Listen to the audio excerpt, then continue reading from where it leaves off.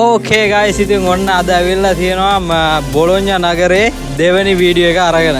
ඉතින් අද අපි බොලොඤ්ඤා නගරේ මොනවාද බලන්න යන්නේ කොහෙද බලන්න යන්නේ. ඉතින් ඒ ටික තමයි මම ඔයාලට අද අරගෙන ඇවිල්ලා තියෙන්නේ. ඉතින් බොලොඤ්ඤා නගරේ මම පළවෙනි වීඩියෝ එකේදී ඔයාලට පියස්ස මජෝරේ ඒ කියන්නේ බොලොඤ්ඤා නගරේ ප්‍රධානම ටුවරිස්ට් කෙනෙක් ආවොත් මුලින්ම එන තැන් ටිකට තමයි එක්කගෙන ගියේ. ඉතින් මම අද ඇවිල්ලා තියෙන්නේ බොලොඤ්ඤා නගරේ. ඔයාලා තව චුට්ටක් එහාට ගිහිල්ලා බොලොඤ්ඤා නගරේ මේ ප්‍රධාන මේ පියස්ස මජෝරෙන් චුට්ටක් එළියට ගියොත් ඔයාලට මොනවාද දැනගන්න තියෙන්නේ මොනවාද බලන්න තියෙන ලස්සන තැන් ටික කියලා පෙන්වන්න තමයි අද වීඩියෝ එකෙන් අපි යන්නේ. අපි එහෙනම් වීඩියෝ එකට ගිහිල්ලාම බලමු අද මොනවාද අපිට බලන්න තියෙන්නේ කියලා.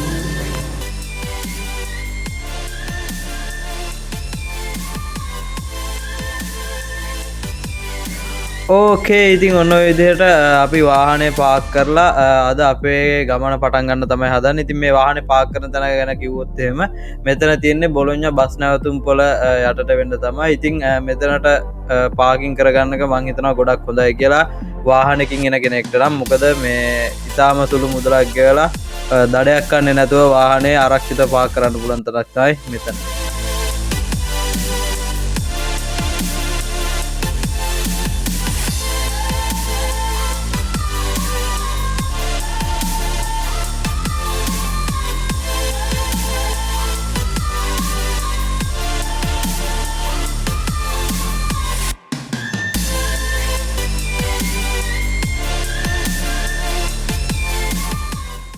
ඉතින් ඔය විදිහට ගමන පටන් ගන්නකොටම අපිට ඉතින් පොඩි බඩගින්නක් ආවා. ඒ හින්දා අපි ඒ ළඟපාත තියෙන තැනක් බලනකොට එතන තියෙනවා බොලොඤ්ඤා ට්‍රේන් ස්ටේෂන් එකේ ඉස්සරහම තියෙනවා කඩයක් මොර්තදෙල්ලා කියලා. ඉතින් එතන පොඩි පණිනි කඩයක්. ඔයාලටත් ගිහලා try කරලා බලන්න පුළුවන්. ඒකේ පණිනි ඇත්තටම රහයි. මේ ඉතින් මම නම් try කරේ කඩේ අල්බකියාරා කියන පණිනි එක තමයි. ඔයාලත් try කරලා බලන්න. ඇත්තටම මේක බොලොඤ්ඤා ට්‍රැඩිෂනල් කෑම වර්ග තියෙන තැනක්. ඉතින් ඔයාලත් ඒ වගේ කෑම වලට කාලා බලන්න කැමති කට්ටිය නම් අනිවාර්යෙන් මෙතෙන්ටත් ගිහිල්ලා කාලා බලන්න.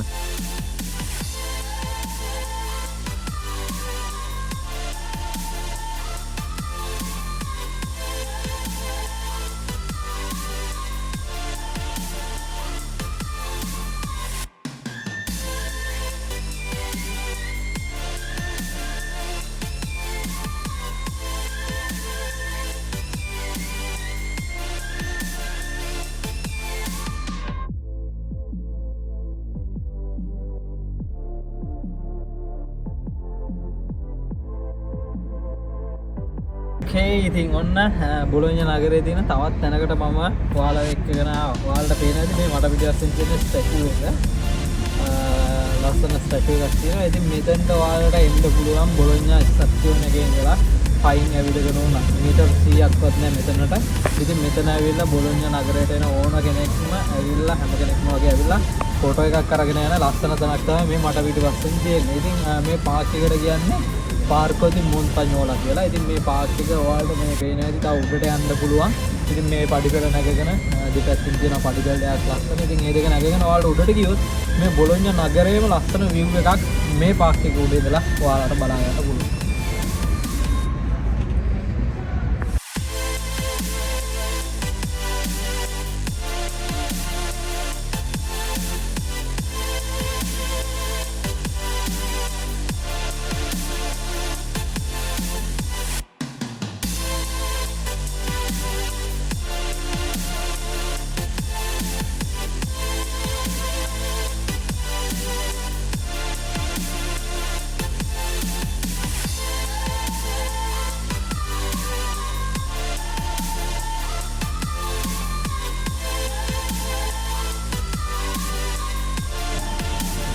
ඉතින් මෙතන තමයි බොලොඤ්ඤා නගරේ පුංචි වැනීසිය කියන්නේ. හරි ඔයාලට දැන් පේන්න ඇති මේ එතන පුංචි වැනීසිය කියන්නේ හේතුව මොකක්ද කියලා.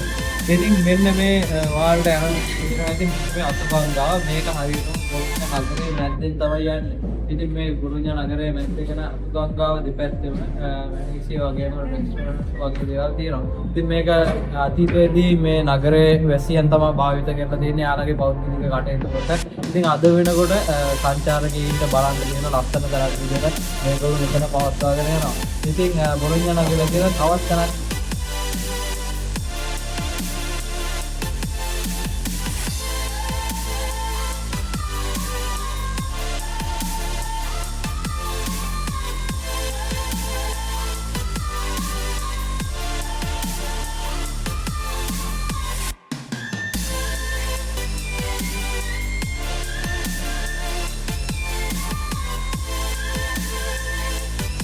ඔන්න මම ආවා තවත් විශේෂ තැනකට. මෙතන තියෙන්නේ පියස්ස මජෝරේ ඉඳලා දුම පල්ලේ ඉස්සරහම තියෙන කොරිඩෝ ඇතුළට ආපුවාම මෙතන මේ කොරිඩෝ 4ක් හම්බෙන තැනක් තමයි මේ තැන. ඉතින් මේකේ විශේෂත්වය තමයි ඔයගොල්ලෝ කතාවක් අහලා ඇතිනේ මේ තියෙනවා බිත්ති වලටත් කන් තියෙනවා කියලා.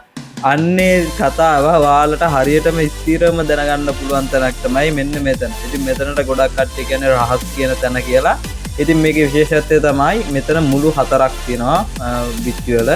ඒ එක මුල්ලකට ගිහිල්ලා කවුරු හරි කෙනෙක් දෙයක් කිව්වොත් අනිත් මුල්ලේ ඉඳලා කවුරු හරි බිත්තියට කන තියාගෙන හිටියොත් ඒ කෙනාට මේ බිත්ති මුල්ලේ ඉඳලා කියන දේ ඇහෙනවා. ඒක තමයි මෙන්න මෙතන තියෙන විශේෂත්වය. ඉතින් මෙතනට එන සංචාරකයෝ ගොඩක් අය මේ එක්ස්පීරියන්ස් එක අරගෙන යන්නත් අමතක කරන්නේ නැහැ. ඉතින්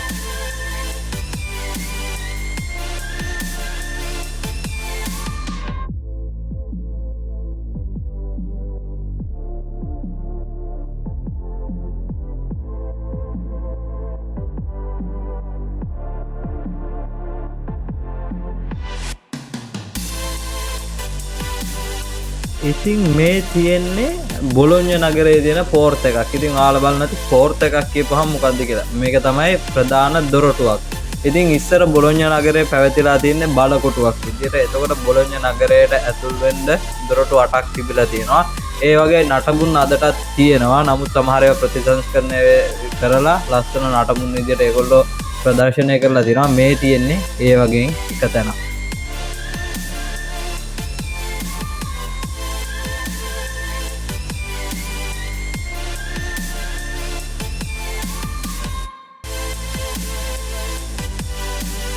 ඉතින් ඔයාලා දකින්න ඇති තවත් ලස්සන පොඩි සිම්බල් එකක්. නැත්තම් මේ ලස්සන විස්තරයක් ලියලා දෙන තැනක්.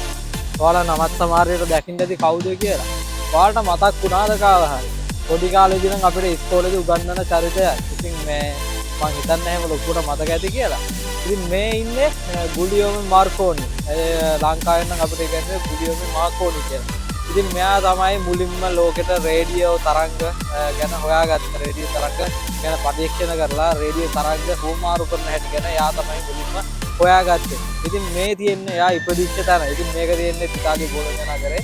ඉතින් ඔයාලට ආවොත් මෙහෙට මේ තැනත් නරඹන්න පුළුවන්. ඉතින් මේ තියෙන්නේ එයා ඉපදිච්ච තැන. එයා සොයා ගැනීම කරපු තැන. ඒ වගේම එයාගේ ඉතුරු නිර්මාණ කරපු තැන. වෙනම එයාගේ නිවස තියෙනවා. ඉතින් දවසක මම එතනටත් ඔයාලව එක්කගෙන යන්නම්. අපි එතනට ගිහිල්ලා බලමු එයාගේ නිර්මාණ මොනවද, එහෙ තියෙන්නේ මොනවද කියලා. ඉතින් අද අපි බොලොඤ්ඤ නගරයේ ඇතුළතදී ඔයාලට මෙතන මම පෙන්වනවා. ඉතින් තව විශේෂ දෙයක් තියෙනවා ඔයාලට කියන්න. ඔයාලට දැන් මම තැන් කීපයක් මෙතනදී පෙන්වුවා. අද තැන් කීපයකටම ඇවිල්ලා පෙන්වුවා. ඉතින් මේ මම අද ගොඩක්ම ටාගට් කරේ, ගොඩක්ම ෆෝකස් කරේ ඔයාලට. ඉතින් බොලොඤ්ඤ නගරය හරහා කෝච් ගමනක් කරේ. ඉතාලම ඒ කියන්නේ මම ගමනක් යන කෙනෙකුට බොලොඤ්ඤ නගරයට ඇවිල්ලා නගරය ඇතුළතදී පයින් ගිහිල්ලා ඉක්මනටම ළඟාගෙන වෙන්න පුළුවන් තැන් කීපයක්ම තමයි ඔයාලට මම අද මේ වීඩියෝ එකෙන් කියලා ට්‍රැවල් කරන කෙනෙක්ට මම හිතනවා ඒක වැදගත් වෙයි කියලා. ඉතින් ඔයාලට පයින් ඇවිදලා මේ නගරය ඇතුළතදී මේ තැන් වලට ළඟා වෙන්න පුළුවන්. මේ වගේ වටිනාකම් ඔයාලටත් බලන්න පුළුවන්. ඉතින් මම ඔයාලටත් ආරාධනා කරනවා. ඉතින් මේ ඉතාලිය පුරා ඇවිදගෙන යන ඔයාලට මෙතනටත් ඇවිල්ලා මේ තැන් වලටත් ඇවිල්ලා බලලා මේ වගේ වටිනාකම් බලන්නයි කියන්නේ.